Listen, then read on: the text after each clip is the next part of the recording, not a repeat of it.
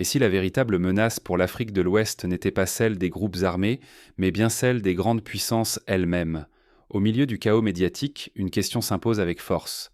Que cachent vraiment les récentes frappes aériennes américaines dans le nord du Nigeria? S'agit-il, comme le prétendent les officiels, d'une simple opération antiterroriste, ou assistons-nous à une nouvelle bataille d'influence, bien plus vaste, entre puissances rivales sur le sol africain? La nuit de Noël, alors que tout semblait endormi, des avions américains ont frappé des cibles qualifiées de terroristes, dans la région stratégique du nord nigérian. À l'aube, la nouvelle secoue le pays.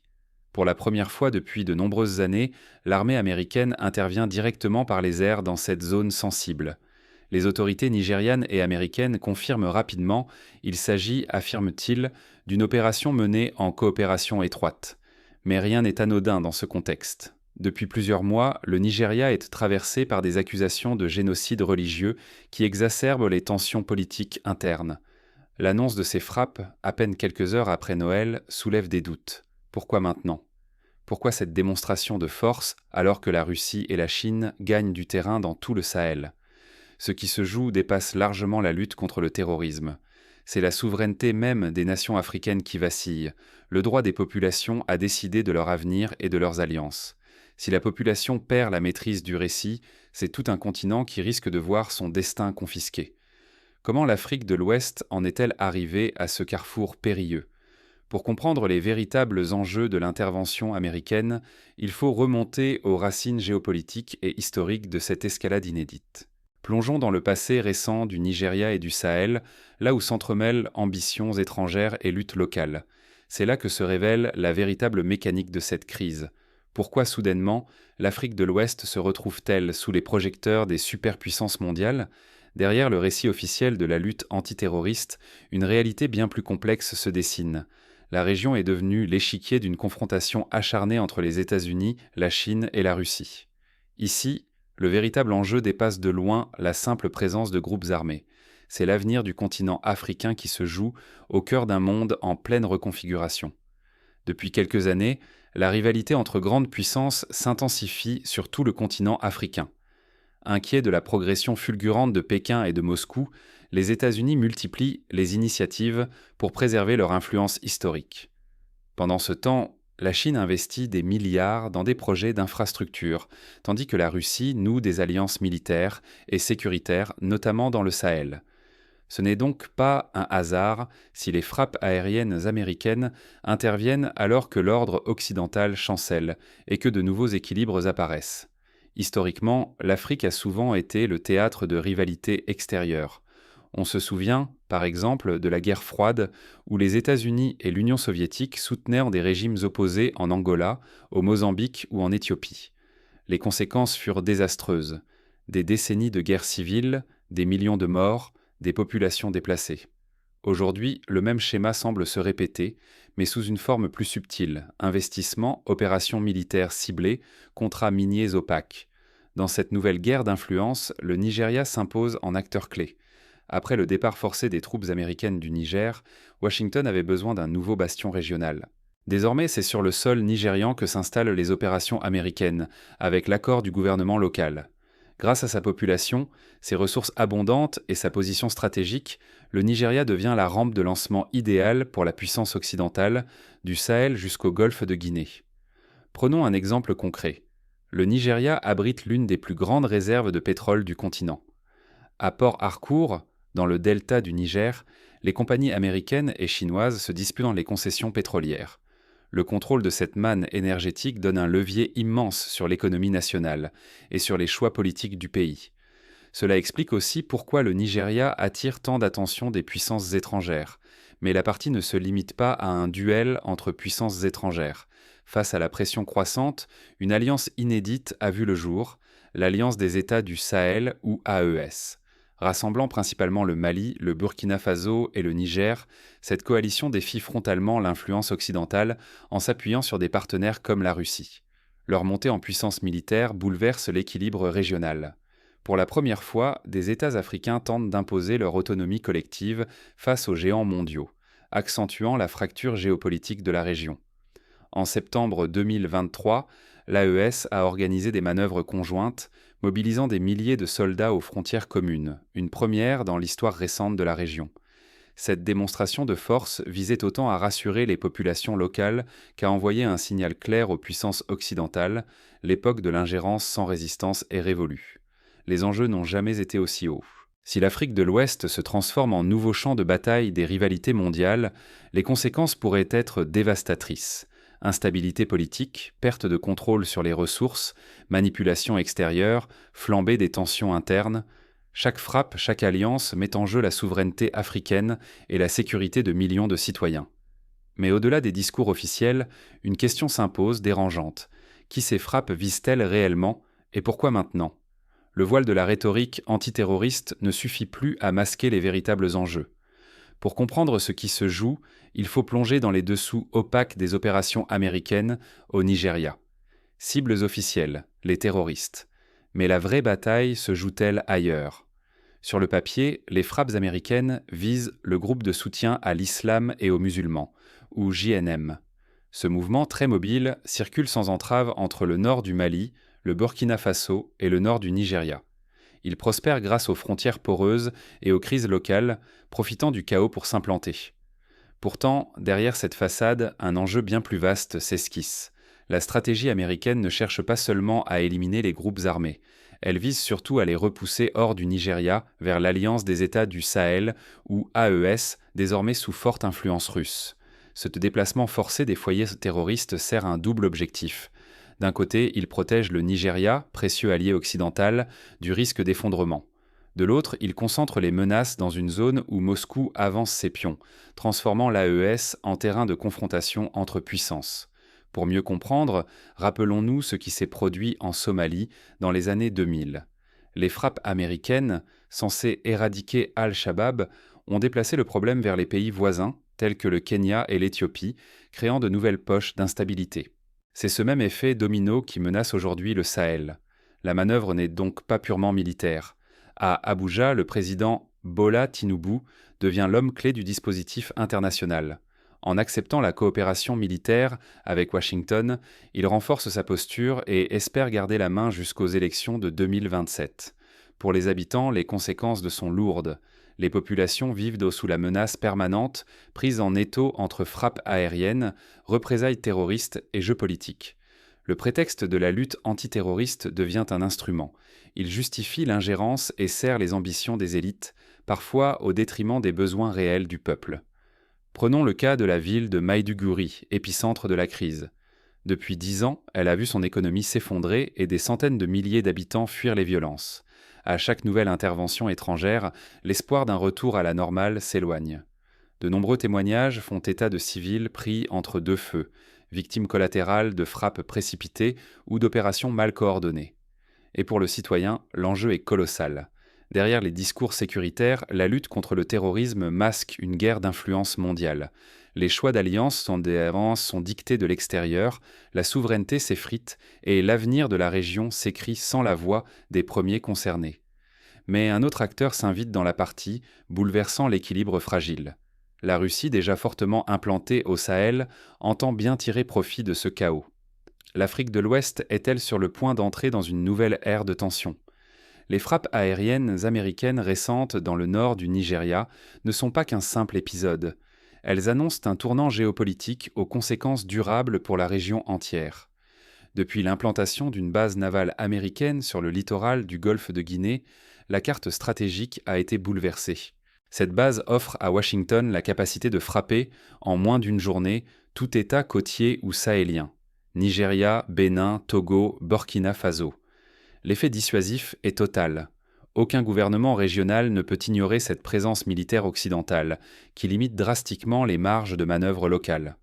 Pour illustrer cet effet, rappelons le cas de la Côte d'Ivoire en 2011.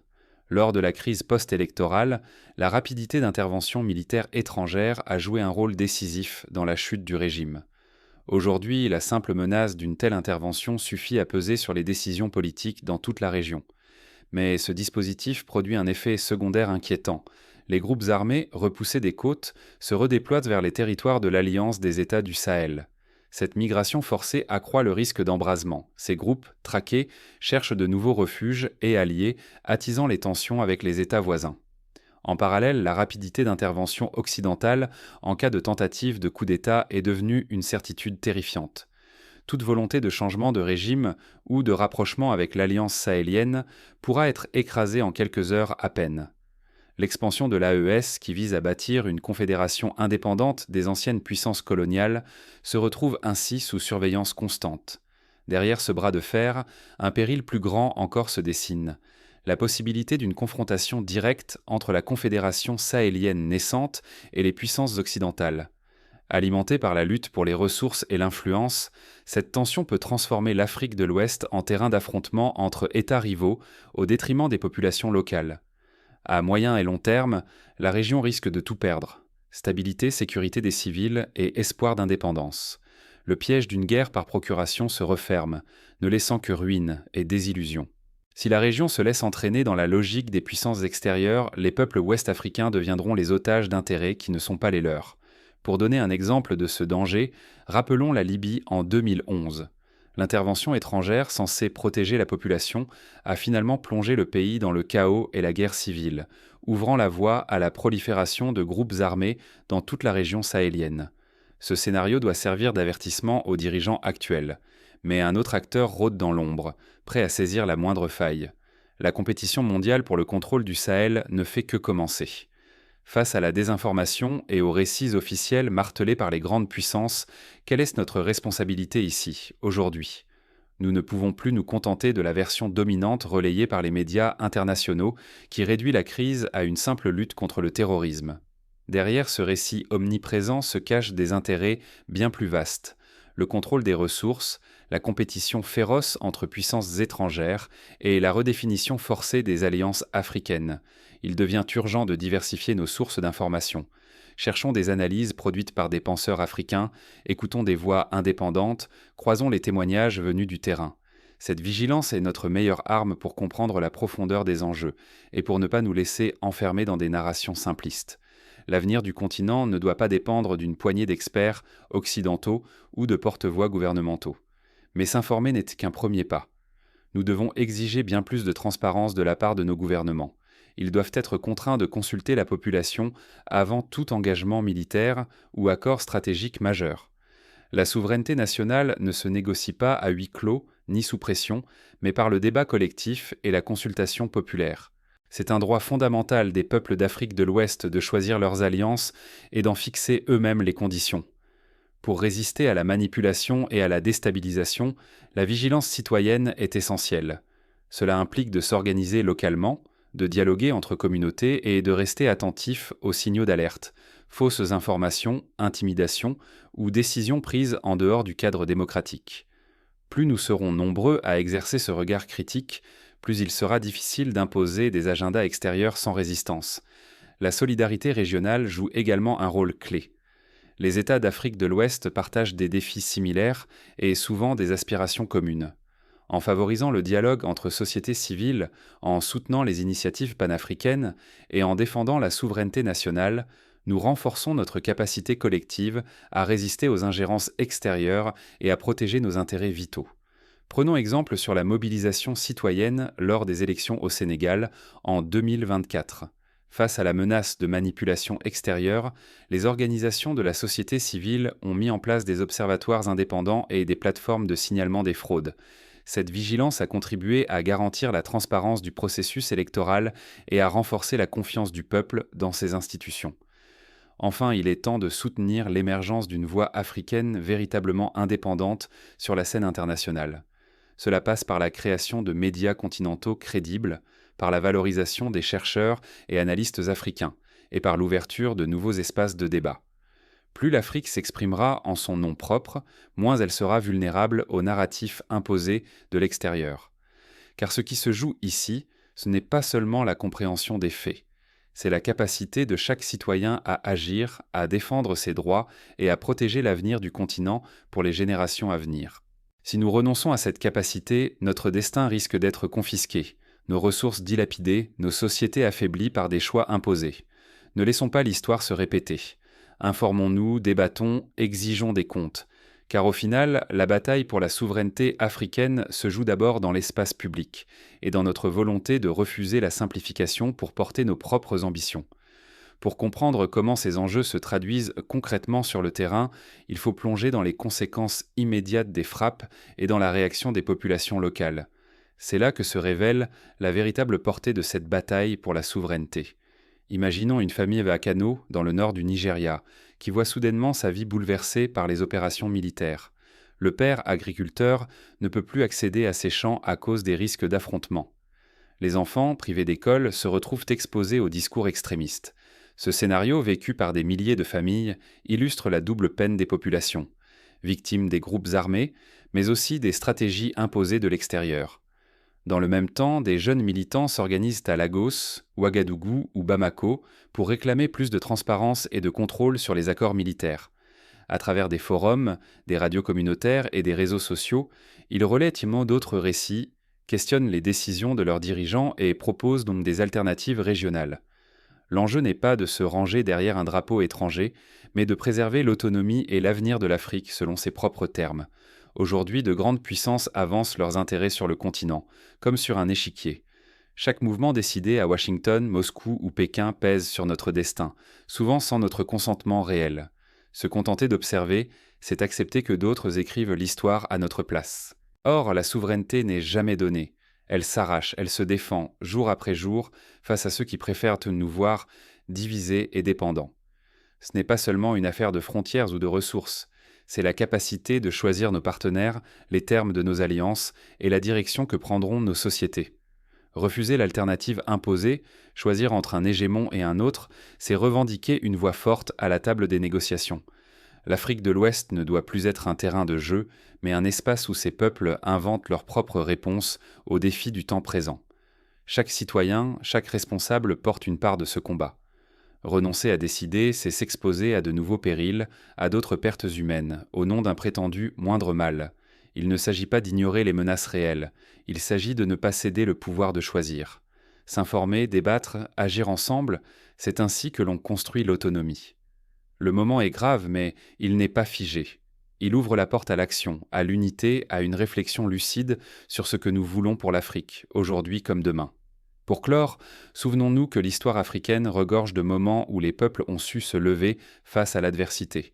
Que ce soit lors des luttes pour l'indépendance ou lors des transitions démocratiques, la résilience collective a toujours permis de renverser le cours des événements. Aujourd'hui encore, il nous appartient de refuser la fatalité et de bâtir ensemble un avenir à la hauteur de nos aspirations.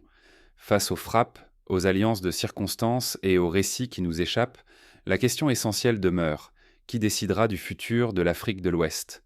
La réponse ne viendra ni de Washington, ni de Moscou, ni de Pékin, mais bien des peuples eux-mêmes, unis par la volonté de reprendre la parole et de choisir enfin leur propre destinée.